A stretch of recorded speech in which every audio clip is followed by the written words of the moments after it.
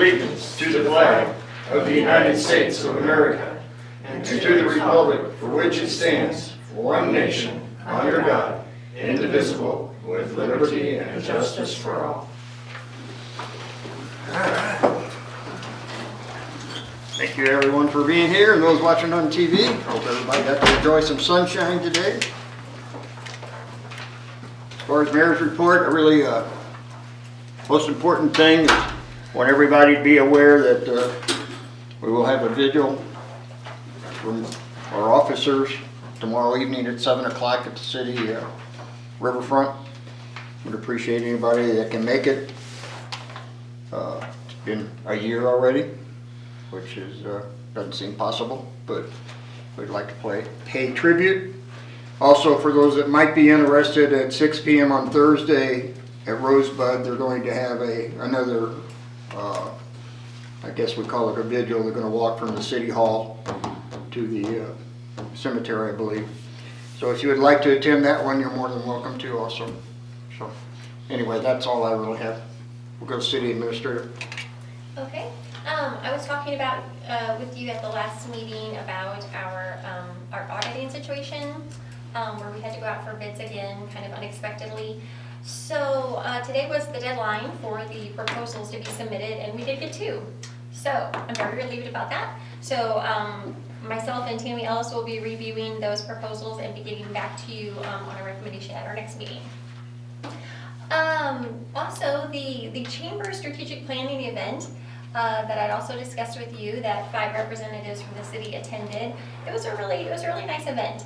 And the Chamber will be reviewing the results and discussing next steps at their meeting this Thursday, and I'll be there to participate in that. On that note, our comprehensive plan, MRPC has submitted a contract for our review, and we'll need to work with P&Z on determining a start date. When we start, one of the first things that we do is a very similar type of planning session like the Chamber did. I don't think it's an all-day event. I think it's a series of smaller workshops throughout the course of 18 months, but there's a big kickoff public workshop to start it. So, we'll have to work on what is a good timing for that. Speaking of MRPC, they have on their agenda this Thursday evening to discuss housing. I always say, that housing issue is not just relegated to the Hermann area by any means. Housing constraints are an issue everywhere because the interest rates, the material costs, things like that. So they are just, and thankfully we have a couple things moving, and maybe a couple waiting in the wings, which is exciting. But anyway, they are hearing a lot from all the cities in their MRPC, and they want to just kind of have a brainstorming session. They want to see what the needs are, what other people are doing, sharing strategies and things like that. So I will be happily report back to you on what comes out of that meeting. Porch. Also talked about that last time. Have more information. So the foundation repair folks they can't deal with the far right pillar column. We have to hire a general contractor to deal with the column. It needs to be all the cement blocks. Those were not on the original plans. Those got put in there at some other time, but they're crumbled and they don't want to touch it. So we have to get that shored up. They suggest pouring concrete in there, tying it to the rest of the footings. But while they're doing that, they're going to have to hold up the roof. I think I was talking to you about that. So we have to have a general contractor deal with that pillar, and then either before or after. Anyway, then the foundation people can put the piers in after the 3rd column is corrected, but then they can at any time do the other 2 columns in the front and get those piered. So anyway, it's becoming kind of a cumbersome process, but that's the latest and greatest information I have. I'll be getting a bid from the the foundation repair people in a couple weeks, and then Mike Fleege is trying to help me solicit a local contractor to deal with that third column. Yeah, so kind of a necessity, but it's been protracted. I think that's all I have, thank you. Okay. We have no public comments. Old business. Anybody have any old business? Under old business, a while back we talked about, big trash days coming up. And the last couple times we've had an issue with I guess the biggest issue is people bringing trash from out of the city limits and putting it on somebody else's yard and so forth. Tri-County is not happy with the situation. I'm gonna pass that down if you guys want to They remember were this. trying to, But Jim showed us some photos. we need to come up with a plan, I guess. It's something we offer, and it's for our citizens, not for people that don't live here. I don't know how, this is some of the problems they had last time, and I'm not really sure how we address the issue. We don't want to discontinue it. One of the recommendations was, well, just have them take all the bulky stuff out to Tri-County and, just dump it there. The problem is, some of our elderly residents don't have means to do that. They don't have pickup trucks, or they don't have anybody that can do that. So that's putting a big burden on those type of households. So if anybody has any recommendations, we got just a little bit of time. It's what, It's the first weekend in May. Mhm. So we don't have a lot of time, but think about it and see if you can come up with some ideas, talk amongst yourself, and So just a little bit more context if I could. yes, sure. So last time Dennis Ingeman and I spoke about this, he wanted to make sure that we knew, or that, this is built in, the labor for it, Tri-County's labor is built into our contract. However, the city pays the tipping fee on each load. And when they do this large trash pickup all in one day, they have to take the trash to Washington instead of Martinsburg because they have to make a quick turnaround to get back to get that all picked up by noon. So they're taking it to Washington, who is much more expensive. And they literally doubled their rates last year. It went from $80 per ton to $160 per ton. So, we're not talking huge money. So last fall, when that doubled fee was in effect, it cost us $2,236. So it's not huge money, but he did want us to be mindful of that tipping fee. If we did it, one of Dennis's suggestions were, he said recycling center. One of our guys suggested actually the Gutenberg parking lot if we were going to do a drop-off type of thing.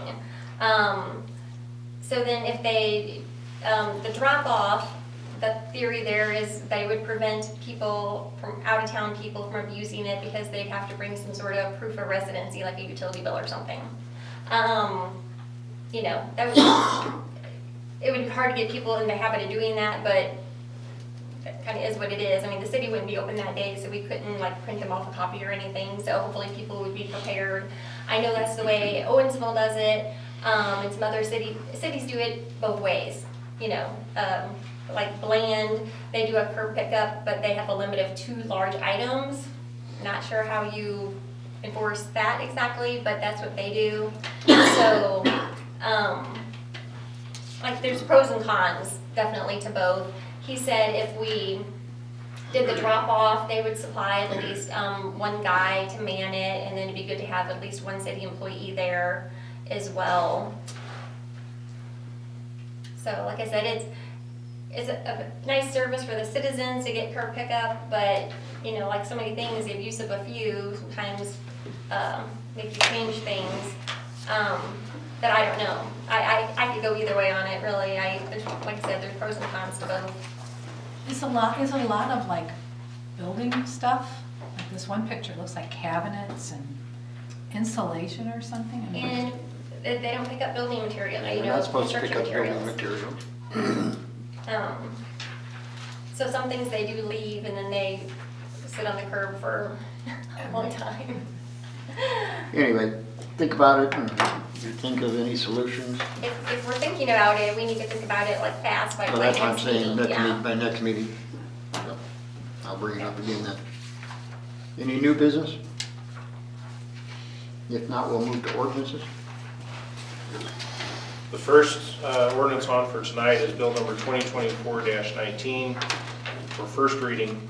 An ordinance to authorize a zoning reclassification for property at 111 Franklin Street, Hermann, Missouri, from R1 Single Family Residential to C1 General Commercial. Any questions on this discussion? If not, do we have a motion to approve? Is there any reason to read it twice? I'll move to approve bill number 2024-19, its first read. Motion's made, do I have a second? I'll second. Motion made and second, all in favor, aye? Aye. Any opposed? Abstain. Any abstains? If we get this read twice, we might be able to get it to the engineer to get on our new map. All right. Would you read that a second time? Time out? In order for an ordinance to be passed, it has to be passed by a majority of the Board of Aldermen, and so 2 yes votes don't do it. And so with Jim gone and with an abstention, Yeah, he abstained, yeah. right? But do you really need to abstain? Usually you abstain when it affects you monetarily,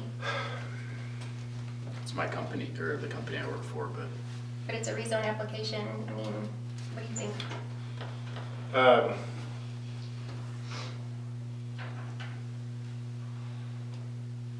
What's going on with, so you asked if we could read it twice. Do you know, is there some sort of No, time? no, I mean, we'll work it out. We don't have to read it twice. Because I would say if Derek's most comfortable abstaining, then let him do that and then read it twice at the next meeting. That's fine. Okay. You demand. And then next is bill number 2024-20, an ordinance to approve a contract by and between the city of Hermann, Missouri and CM Archer Group PC for engineering services for sidewalk and parking lot projects. Okay, so it's really loud. someone's using the hot water on that way. Hot water, oh, because there's not really any. Use the hot water down there. Okay. Any discussion on this one? If not, do I have a motion to approve? I move to approve bill 2024-20. Motion has been made, do I have a second? Second. Motion made, second, all in favor, aye? Aye. Any opposed? So carried. That one need to be, we need to do that one again? Bill number 2024-20 for second reading, an ordinance to approve a contract by and between the city of Hermann, Missouri and CM Archer Group PC for engineering services for sidewalk and parking lot projects. Do I have a motion to approve second reading? I'll move to approve bill number 2024-20 as second read. Motion has been made, do I have a second? Second. Motion made, second, all in favor, aye? Aye. Any opposed? So carried. We will move on to motion. Do I have a motion to approve our minutes from the last meeting? I move to approve the board minutes from February 26, 2024. Motion has been made, do I have a second? I'll second. Motion made, second, all in favor, aye? Aye. Any opposed? So carried. Invoices for payment, I have a motion to pay the bills. I move that we pay the bills. Motion has been made, do I have a second? Second. Motion made, second, all in favor, aye? Aye. Any opposed? So carried. Reappoint Chad Walton to the Tourism Commission. I move to approve Chad. Motion has been made, do I have a second?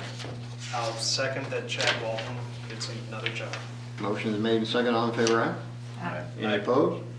So carried. Hire Lisa Kleinschmidt, Paulette Jackson, and Sharon Leeper as part-time tourism service assistants. This is for the train station. Move to approve. I have a motion to approve, do I have a second? I'll second. Motion made and second, all in favor, aye? Aye. Any opposed? So carried. Vehicle for hire license renewal for Lift You Up Rides, Debbie Vandersall. Do you have a motion to approve that? I move to approve Debbie's application. Motion made, do I have a second? Second. Good. Motion made, second, all in favor, aye? Aye. Any opposed? So carried. Conditional use permit renewals for the following owner unoccupied guest houses. Don and Greg Libbert Helming House at 112 West First Street, Barton Chris Tateman Parkview Guest House at 1221 Washington Street, Steve Vummer DeFlorian Stone Cottage at 214 West 4th Street, Arminius Holdings LLC DeFlorian Brick Cottage at 218 West 4th Street, Arminius Holdings LLC DeFlorian Bicentennial Inn at 223 West 4th Street. Motion to approve the renewals. Move to approve. Motion's made, do I have a second? I'll second. Motion made, second, all in favor, aye? Aye. Any opposed? So carried. Conditional use permit renewals for outdoor liquor consumption for Fernway Distilling Company and Lease number 4 Schiller and 10 Mill Restaurant Jim Dearborn 315 East First Street. That motion to approve. I move to approve. Motion made, do I have a second? I will second. All in favor, aye? Aye. Any opposed? So carried. We have no reports. Do I have a motion to adjourn? I so move. Motion's made, do I have a second? Second. Motion made and second, all in favor, aye? Aye. Aye. Any opposed? We are adjourned. Thank you for watching and thank you for being here. Short and sweet. Best evening for your drive. Yeah, right. It's Trish, just curious, does the city own